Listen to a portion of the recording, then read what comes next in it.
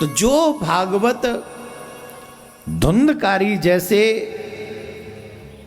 प्रेत का कल्याण कर सकती है, क्या वो भागवत हमारा कल्याण नहीं करेगी? करेगी कि नहीं? करेगी कि नहीं? कुछ नियम समझ लीजिए, उन नियमों के साथ आप कथा सुनिएगा और उन नियमों को अगर आप फॉलो करेंगे, पालन करेंगे, तो इस भागवत के फलस्वरूप आप जो मांगेंगे आपको वो मिलेगा, जो आप मांगेंगे। युवाओं से एक ही निवेदन है, इसे स्पेशल क्लास के नाम पे स्वीकार कीजिए। जो लोगों ने कभी कथा ना सुनी हो, वो आप लोग वैसे भी तो बड़ी बड़ी स्पेशल क्लासेस लेते हैं ना कुछ करने के लिए, कुछ बनने के लिए। तो आप भागवत की इस कथा को स्पेशल क्लास समझ के 7 दिन कॉन्टिन्यूस सुनिए, और जो नियम मैं आपको भी बता रहा हूं नियमों के साथ सुनिए, और 7वें दिन अपने जीवन में परिवर्तन स्वयं महसूस कीजिए। जिन नियमों को मैं बता रहा हूं, अगर उन नियमों के साथ आप कथा सुनेंगे, आपके जीवन में बहुत बड़ा परिवर्तन हो सकता है, बहुत बड़ा। और जो आप चाहेंगे वो तो मिलेगा ही, मैं नहीं। वेद व्यास जी कहते हैं, दरिद्रस्य क्षय रोगी निर्भाग्य पाप कर्मवान अनपथ्यो मोक्ष कामाम शृणो याच्च कथाम्यमाम। दरिद्री व्यक्ति कथा सुनेगा, धनवान हो जाएगा। रोगी व्यक्ति कथा सुनेगा, निरोगी काया को प्राप्त होगा। निसंतानवान व्यक्ति कथा सुनेगा, संतान को प्राप्त होगा। जिसे कुछ नहीं चाहिए, कई लोग ऐसे भी तो हैं जिनके पास सब कुछ है, क्या उनको कुछ नहीं मिलता? बोले जिन्हें कुछ नहीं चाहिए उन्हीं को सबसे ज्यादा मिलता है। बोले उन्हें क्या मिलता है? अनपथ्यो मोक्ष कामाम स्नो याच कथाम्यमाम। उसे मनुष्य जीवन का उद्देश्य प्राप्त हो जाता है मात्र 7 दिन में। तो जो लोग 60+ हैं, यहां पर जो विराजमान है 60+, 60 साल से ऊपर, उनको ये कथा किसी स्वार्थ के लिए नहीं सुननी चाहिए, बल्कि अनपथ्यो मोक्ष कामाम, अपनी मोक्ष की कामना के लिए ये भागवत सुननी चाहिए। और इसके बाद अगर आप कोई पाप न करें, मैं लिख के दे सकता हूं सिग्नेचर करके, आपको कोई और प्रयास करने की आवश्यकता नहीं, आपकी मुक्ति होगी होगी होगी।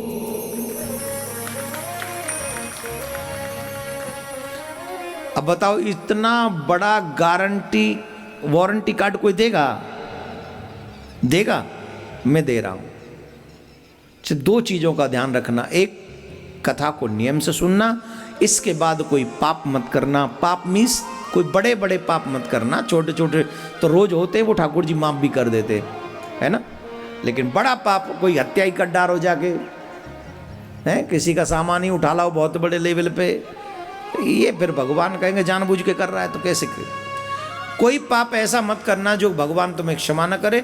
बाकी के छोटे मोटे पाप तो रोज ही होते हैं, सांस लेने में कीटाणु मर जाते, चलने में चींटी मर जाती हैं, और न जाने ऐसे छोटे छोटे जो अनजाने में भी होते हैं, हमें पता भी नहीं चलता। उन पापों को भगवान सहज क्षमा कर देते हैं। नित्य भगवान के नाम की माला आप जपते रहो।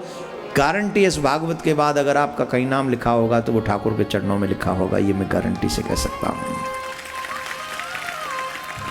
तो नियम क्या है?